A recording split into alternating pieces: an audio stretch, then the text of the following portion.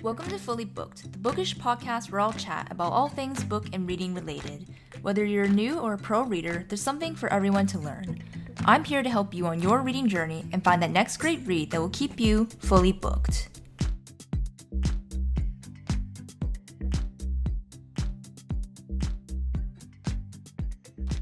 Hello, readers, and welcome to episode 50 of Fully Booked. I am your host, Natalie, and today's episode is going to be my fall TBR for 2025. But since I find these TBR episodes are pretty quick to film and do overall, and now that I've done 4 of these and we've actually finally circled back around, I decided that I'm gonna make today's episode a full book rec and TBR episode where I'm gonna talk about some books that I read last year and in the previous years and recommend whether they're good fall reads for you guys or not, as well as dive into the books that I want to read this fall. Although, spoiler alert, I got pretty excited for fall this year and I'm currently reading or have read 2 of the books on the TBR that I'm going to tell you guys about in a bit. Also, I just want to say, for those of you who live in colder climates, I hope the weather is starting to turn more fall-like for you. I feel like we're still in the midst of like this battle between the summer and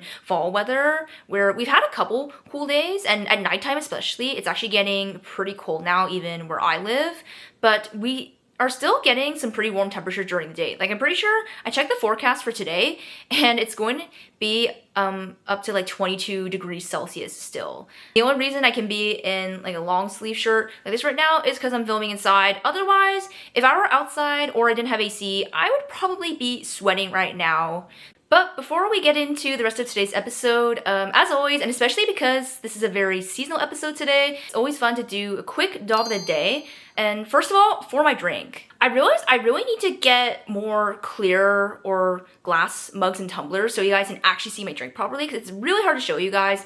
But I am drinking another hot coffee today, and not just any hot coffee. I did finally make a little pumpkin spice latte, or maybe more of a coffee since I did a bit of a longer shot of espresso. But yeah, I just have this, and I'm gonna be honest, I don't think I can even show you guys that well because I'm literally gonna spill it. But if you guys can kind of see there, yeah, I made a little pumpkin spice coffee, and I basically just made it with the pumpkin spice cake Nespresso pods that they're selling now that has a little bit of that pumpkin spice flavor. And then just added sugar, my soy milk, and I put a little bit of pumpkin pie spice seasoning on top just to give it a little bit of extra flavor. Ideally, I wanted to make my own pumpkin spice syrup or sauce to flavor my coffees because I find that really just gives it that extra pumpkin flavor. But unfortunately, I haven't had time to make it, and it is something where, you know, you need to melt the sugar like over the stove, and it just takes a little bit of time to make, and I haven't had time for that yet. But hopefully we'll have time later this fall so I can keep enjoying all those pumpkin spice flavors for all my girls or guys who also enjoy that as well. Then you probably know what I mean. And then for outfit, it's probably gonna be hard for you guys to see because of the angle, and I don't really want to stand up since I'm sitting on the couch, but I'm basically wearing this plaid patterned dress, and then I have just a plain white long sleeve shirt layered underneath it. And honestly, these are the closest clothes I had that resembled like fall style, because I do have most of like my outer layers, like my jackets and boots and scarves here in my apartment, but a lot of my sweaters and other long sleeve shirts are currently still at my parents' house because the closet space is a little bit tight at our current place right now, so I tend to swap out a couple of the seasonal clothes in my closet as they come. So I haven't had time to go get the rest of my fall clothes yet, and this is all I had to wear for today. And then for books, I mainly have 2 going on right now, which, surprise, are A River Enchanted and The Baby Dragon Cafe is the other one. Now, I'm not going to talk much about this one because I'm literally going to talk about it in a few minutes to you guys, but for The Baby Dragon Cafe, I honestly mainly picked that one up because I was feeling more of a fantasy, so I figured a cozy fantasy would be a good way to start some of the fall reading, and it's basically like a dragon cozy fantasy. So I'm actually about a third of the way through right now, and so far it's just okay. Like, the writing is nothing super, you know, fantastic and descriptive and lyrical. I'm gonna be honest, because it's like kind of simple to read, and that sometimes that's just not my favorite. I honestly thought about DNFing this, but since I want something cozy to read and something honestly more just for the vibes, then I think I'm gonna try to continue this one for now. But with that, let's start diving into the fall book recs that I have for you guys today. And the first one that I want to start with, you guys have heard me talk about this already a few times on the pod, and you've probably seen the cover by now because it's just so iconic looking, especially for the fall time. And that is You Again by Kate Goldbeck. And I honestly put this one on the list as a little more loosely fall related because besides the cover, it's not necessarily like a fall story. The main reason I really put it on here is because it's related and based on When Harry Met Sally, and When Harry Met Sally is kind of considered a fall movie to a lot of people because of the fall scenes in that movie. Definitely, yeah, most of the book takes place like over many seasons. It's not necessarily just the fall season, just an FYI. But based on the cover alone, definitely you can read this in the fall. But very quickly, for those of you who still haven't heard this book or what it's about, like I just said, it's a modern When Harry Met Sally retelling that also takes place in New York City, and we follow these two characters, Ari and Josh, over the course of the years and their friendship. And it really does have a similar initial storyline where if you guys for some reason haven't seen When Harry Met Sally either, basically the two of them initially meet and then part ways, and then they keep bumping into each other over the years, and that's literally what happens in this storyline as well. So it does follow the movie very similarly in that way, but that's kind of where the similarities end. I would say the overall feel, and especially the writing style in this book, was very different, where you should not go in expecting it to feel like a classic Nora Ephron rom-com, like how When Harry Met Sally feels. It doesn't really have that vibe at all, or at least to me. I would honestly say it kind of reminds me of movies of more like dark comedy or that have dark humor. I don't know if you guys ever watched movies like Stuck in Love or This Is Where I Leave You, where there's kind of these darker circumstances and things going on, but they're still making light of it. So it's like dark humor. That's kind of how this book felt, and you especially feel that through Ari's character, because from what I remember reading this book, her character is very sarcastic, and she always tries to make light of things, even when things are looking very dark in the book and happening in her life. And so that's just a note there of what to expect, because I'm sure some people probably expected it to feel more like When Harry Met Sally, but it really doesn't. And then the next book I want to talk about is The City Baker's Guide to Country Living by Louise Miller. This is one that I did pick up last year, and I really enjoyed it, especially because I think one of the blurbs on the book says that it's perfect for fans of Gilmore Girls, which there are definitely some general similarities in this book, I will say, to Gilmore Girls, but overall it does have that perfect cozy feel for fall. Now, if we do want to get really specific, I believe the storyline or the timeline in the book mostly takes place around American Thanksgiving to the holidays. So if you want to be really specific, then this is probably a good one to pick up in the later fall, because they do celebrate like American Thanksgiving and like an autumn festival in like that season specifically. If you guys are very, very specific with your fall reading like I tend to get. But yeah, just very quickly, this is like your basic city baker. I think she lives in Boston in this one.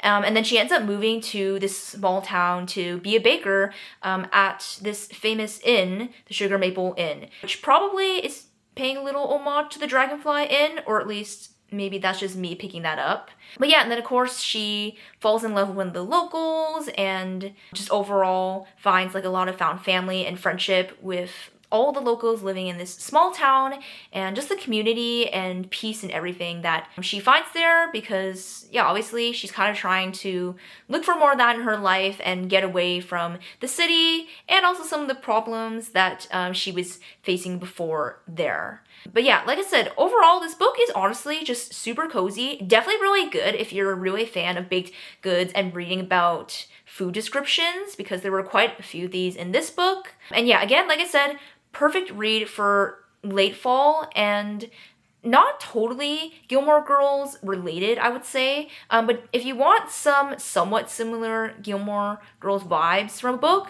this is definitely one that you could pick up. Also, I just realized looking at my list right now that every single book I'm going to recommend to you guys is pretty much a different genre, at least somewhat. So for those of you who like to read different types of fall books, hopefully you'll appreciate that. Now, this next one is definitely for those of you who like very cozy fantasy with witchy and magical elements. That is The Very Secret Society of Regular Witches. This is another one that I picked up last year. It was actually our October book club pick last year, which was very fun to read. And I know some people don't really like that cozy fantasy feel and the writing style, and they prefer their fantasy to just have more plot. So definitely if you like more high stakes and political fantasies, then this is not the type of fall fantasy read for you. But if you love just that very cozy feel and you know, there's not much to the magic system, like stuff is not necessarily getting explained in the world, then this is for you. And I actually loved this one a lot, actually specifically for the story itself and especially the characters. There was such a good storyline and themes of found family in this one, especially with the FMC. And yeah, I just really loved that aspect, and I thought the author did that so well. And I don't know, I think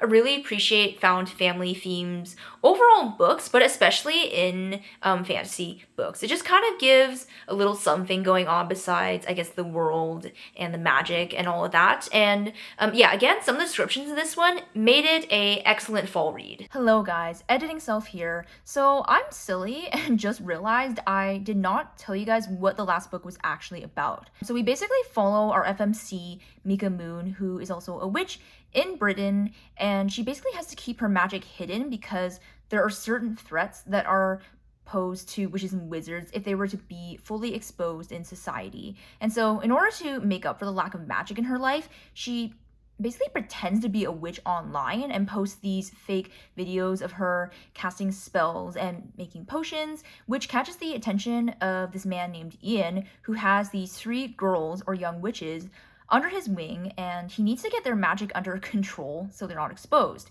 So he asked Mika to come with him to Nowhere House and train these young girls, and even though she obviously insists that she's not a witch, the truth comes out and she ends up going with him. And so she goes to live there, train and take care of these young girls, as well as meets the rest of the residents at Nowhere House and our MMC, Jamie, and yeah, the found family and the rest of the storyline and everything kind of goes from there. So again, very cozy, witchy fantasy with a little bit of romance subplot. Now, for those of you who want more of a spooky read, I do have one for you guys that is a thriller with horror and paranormal elements, but I wouldn't necessarily put this in the horror genre. And that is Home Before Dark by Riley Sager. And I'm gonna be honest, I read this one last year and I don't remember everything. So I'm gonna go off memory for a bit for the premise. But basically from what I remember, this is one where we follow a FMC named Maggie, who is the daughter of a famous like horror author. Basically her father sold this one novel that sold millions of copies and became very successful, but he's passed away and now left this estate to Maggie, which is basically the house that she not grew up in, but they lived it for a time, and it is where the like famous events of her father's book took place. And so she has to go there, and then of course she sees more spooky things still happening and has to uncover the truth behind what actually happened in the past and what her father wrote in the book. Yeah, that's basically that one. So again, if you love thrillers that have more of a paranormal element and yeah, a little more scary feel than like some of your typical thriller, this one's definitely good. It still has a very typical thriller feel though, like in terms of the pacing and the storyline, and Riley Sager is just really good, honestly, at ramping up the storyline near the end. Like, I feel like this one, along with some of his other books, just got so crazy and wild with, like, what actually ended up happening with, yeah, the characters and the storyline, and I just couldn't believe it when I read all of it. Yeah, he manages to always catch me by surprise somewhat by the very end of the book. Like, literally, you're getting to, like, the last pages, and you're still in shock for what is happening in this book. Yeah, so again, something a little spooky, definitely a good one. And then the last book I have for you guys today is more of a romantasy, and it's actually one that I read very early on this year in the winter, but I feel like this one is actually such a perfect fall read because of the seasonal descriptions, and that is Divine Rivals by Rebecca Ross. Now, I do realize this is a duology, and of course, you should go and read both books, but specifically this one, I believe, I want to say at least half of the book took place in the fall time, so there were so many nice seasonal descriptions that would just make it perfect to read during that season. And for those of you who don't know, this is a YA fantasy that's got a rivals to lovers trope going on, and it's also kind of has the you've got mail trope where our two main characters don't like each other in real life. They're kind of rivals because they both work for the same newspaper and all that. But they've been writing these enchanted letters back and forth to each other, not knowing who they actually are in real life. And I don't know what it was exactly about this book that just captured my heart so much, but I just loved the story and all of our characters, but especially the romance between Iris and Roman was done so well in this. Of course, yeah, besides just the fall seasonal elements, this book is just so great. And if I haven't said enough before, if you like more like high stakes fantasy, or you like offers that just really get down to the point in terms of the plot in a fantasy book, I think Rebecca Ross is not really going to be the author for you. She is definitely more of the type to give so many very rich and lyrical descriptions of the setting and the world that we're in, and also being able to give detail in terms of establishing the romantic connection. She just does that so well in her books, but if you don't like all that detail where we're kind of just going through the story a little more slowly almost, I would say, and kind of also gives a little bit of a cozy feel, then yeah, she's not the author for you. But if you enjoy that, or like I've said before, maybe if you're a little bit newer to fantasy and you're still dipping your toes in, I think she's a really great author to give a try. Now, let's actually get into the books that I want to read this fall. And the first one I'm going to tell you guys about, I literally just talked about this author, and I'm actually currently reading this book technically, and that is A River Enchanted by Rebecca Ross. And funny, this is the only book I have a physical copy of so far because I was lucky enough to get it from the library about a week ago. And I'm only a couple chapters in, but so far pretty good. And this one is, again, another romantasy, but this one's considered adult. And we're basically set on this island of Cadence and following our MMC Jack, who has been away on the mainland for some time, studying at the university, but is called back by the FMC on this island, who basically enlists his help in solving this mystery of these young girls going missing, and they don't know why they're going missing or where they are going, and they basically call him back since he is a bard, which I believe in the fantasy setting means that he has magical abilities to utilize music or other forms of art to do things like, I don't know, cast spells or communicate with spirits. That's just kind of the understanding I have, at least. So we're basically following the two of them, and yeah, I don't know where else the story is gonna go because, again, I'm only a couple chapters in, and I'm gonna be honest, I would say so far, this book is not necessarily super fall related, but again, because Rebecca Ross has that very typically cozy style of writing, even with the plot that is going on in this book, I would still say that this is a high contender to read in the fall time. And then next book on this TBR is something a little bit spookier, a little bit darker, and that is Starling House by Alex E. Harrow. And I'm gonna be honest, I kind of forgot what this book is about, so to give you an idea, I'm just gonna read you guys part of the blurb. So this one says, a grim and gothic new tale from author Alex E. Harrow about a small town haunted by secrets that can't stay buried and the sinister house that sits at the crossroads of it all. Yeah, so we have kind of a gothic mystery going on from reading, the description of this one. Very small town, haunted past, lots of secrets that we're trying to uncover. So honestly, this book just holds so many great themes for, again, that more spooky fall reading, or even just the late fall time reading. So like, I would say Halloween onwards, it feels like it would be perfect, and that's when I plan to pick up this book at least. Yeah, like definitely once I've exhausted some of my cozier fall reads, which I definitely have more of those on my TBR overall, yeah, this will probably be the time to read this. And that was the only spookier book that I really had on this list. And this next one is taking it back to more cozy, cute Halloween reads. And that is The Ex Hex by Starling. Now, this one I believe is part of an interconnected standalone, if I'm not mistaken, but don't quote me on that. So yeah, we basically just have this witch FMC who casts a spell that kind of goes horribly wrong, and all these bad things are happening in the small town that she lives in. And then her ex comes back, and they basically have to work together to fix and make things right again in the town. I think that's, yeah, basically the premise of that one. I think it's a second chance romance, if I'm not mistaken, since again, it's her ex who is the MMC in this one. Yeah, that's pretty much it. I don't really have that many reasons for choosing this one, which is probably what I'm gonna say for most of the books on my TBR. I was just feeling way more of the cozy reads for this fall time around. I feel like last year I tried to put more variety in and put like classic and gothic literature and all of that, and I decided to just pick books that I'm actually going to read for this fall, even if most of them end up being cozy. So hopefully I'm getting a lot of good recs for most of my cozy readers out there in today's episode. And then continuing along that same cozy vein, we have A Witch's Guide to Magical Innkeeping by Sangu Mandana, which this is the same author that wrote The Very Secret Society of Irregular Witches, and this one actually came out a couple months ago in July, so it's her newest release. I was saving this one for the fall because, I don't know, anything that has witchy or magical elements, I tend to just associate with the fall time and Halloween specifically. Yeah, that's not necessarily something that I prefer to read about in summer, so I just saved this one for the early fall time, and again, for some of that cozy fantasy vibes. I think this one's gonna be in the very same vein as The Very Secret Society, because I think we're set basically in the same world, which is basically just an alternate Britain where some people have magical powers and are witches and wizards.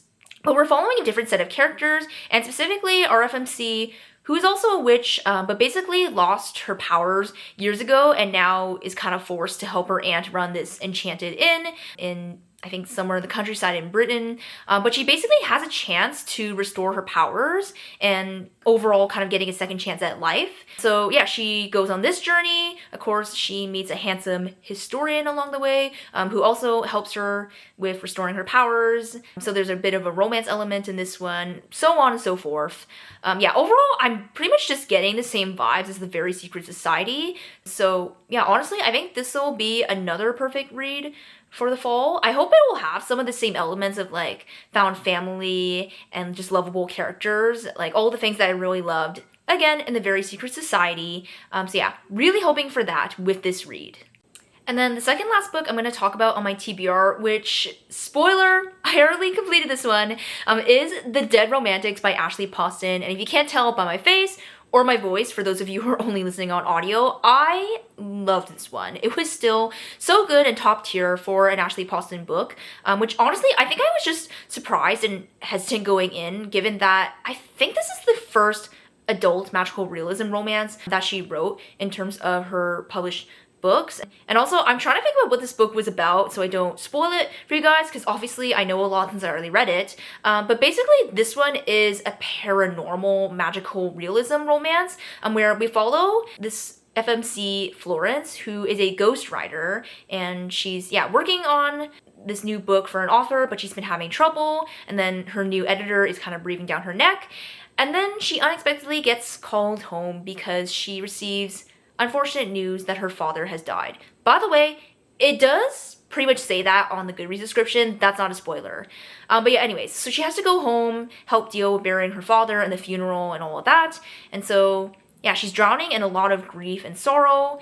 And then little does she expect the ghost of her new editor to show up while she is home in her small town. By the way, that's also not a spoiler. Yeah, so we basically go along this journey of grief, but also kind of finding herself again, her identity, and of course, the romance in this book. And I'm gonna be honest, this book is actually not fall related, despite, I don't know, the color, the cover, and some people kind of associating with fall for some reason. Again, Ashley Poston kind of has cozy writing that kind of fits the full time, so I can highly recommend it for that. And in my opinion, if I were to make a comparison, I feel like Ashley Poston is the romance equivalent of Rebecca Ross in terms of the coziness and just having such beautifully and lyrically descriptive writing. She's also just really good at describing setting in general, but also in terms of the overall environment and of course the season, which is why again, I would say her writing and her books feel very good for the fall time. And then the last book I have is more of a literary fiction novel, and that is The Storied Life of A.J. Fikry by Gabrielle Zevin. Now I'm gonna be honest, looking at the description of this one, and I know I shouldn't make comparisons since I can't know how many of you have read some of these books or not, but if you know or have read A Man Called Uwe by Friedrich Bachmann, or if you watched the American movie with Tom Hanks, then you'll probably know kind of that description of a grumpy, curmudgeonly MMC. I feel like that's what this book is, but if instead he were a bookseller on a small island. Yeah, this story is basically just about this man, A.J. Fikry, who lives on a small island, is a bookseller, but he's lost a lot of his zeal for life ever since his wife died. Again, not a spoiler. And yeah, he's just kind of living and going about his life the best that he can. But yeah, he's just not very happy, to say the least. And then all of a sudden, this mysterious package appears on his bookstore doorstep. And it doesn't really say in the description what's in the package or if it's magical or anything like that. But it basically holds something that has the potential to change his life. So we're basically getting this second chance at life story here.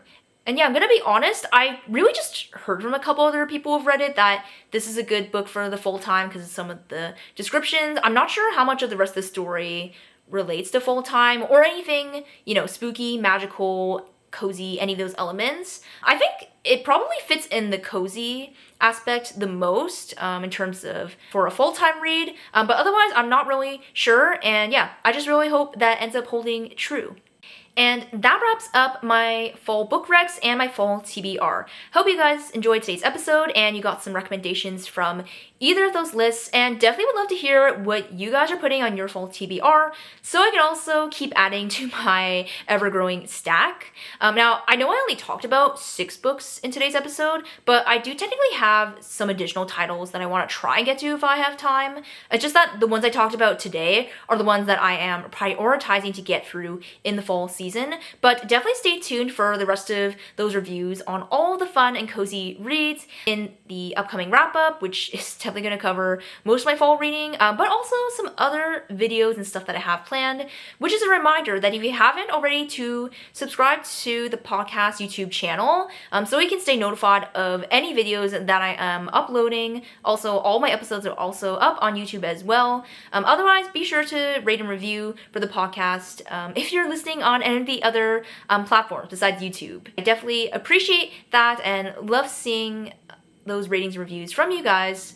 But yeah, otherwise, I wish you guys all happy fall reading, and I will see you all in the next episode.